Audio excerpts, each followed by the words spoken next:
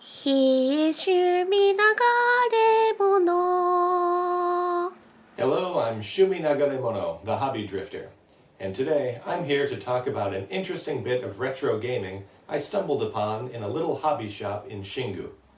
This year, the family computer, or Famicom, turns 30 years old, and in those 30 years, countless millions have been entertained by the 8-bit system that almost single-handedly brought the video game industry back to life after the Great Crash.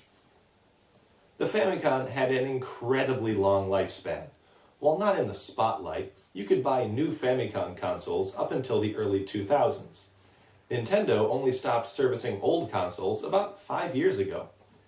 But that was the end, right? Without support from Nintendo, eventually all of the old consoles would fall into disrepair, and the games of the NES and Famicom would be lost to time, right? Heck no! In addition to multiple re-releases, be they cartridges on the Game Boy Advance, downloads on the 3DS, Wii and Wii U, or just questionably legal emulators, the Famicom and NES catalogs will live forever.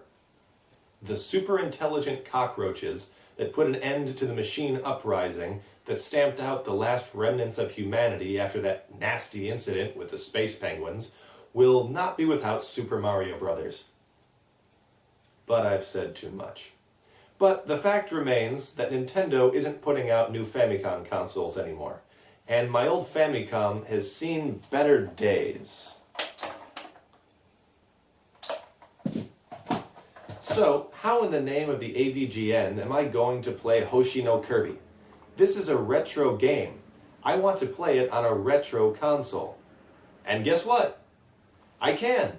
I can actually play it on a console that's even more retro than the Famicom itself. This is the TV GameType FC compatible machine. It was released exclusively in Japan a few years ago, and is just one of many Famicom hardware clones out there. The clones aren't often sold at direct retail. Instead, they're often prizes in UFO catchers or other Game Center attractions. But you can often find at least one type for sale in some independent game retailers, or pretty much any Don Quixote location. What makes this clone so appealing is that it is made to look like a classic tabletop arcade game, right down to the coin slot on the front. The buttons on the console serve as the power and reset buttons respectively. The console includes 2 removable controllers. They're a bit smaller than the NES or Famicom controllers, but even my giant hands can use them. They're quite responsive, and I haven't had any issues with any of the games I've played. The console runs on 4 AA batteries, but you can use a regular AC adapter if you've got one handy.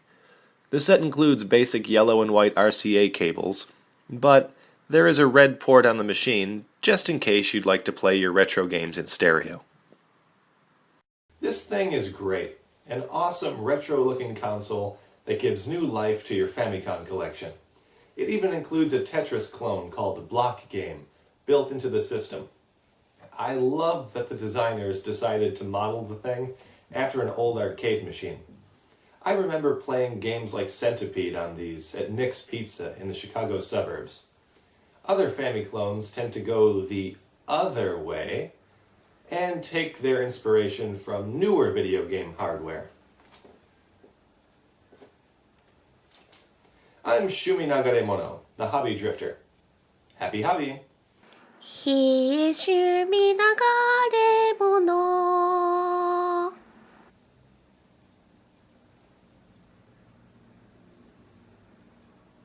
It's starting.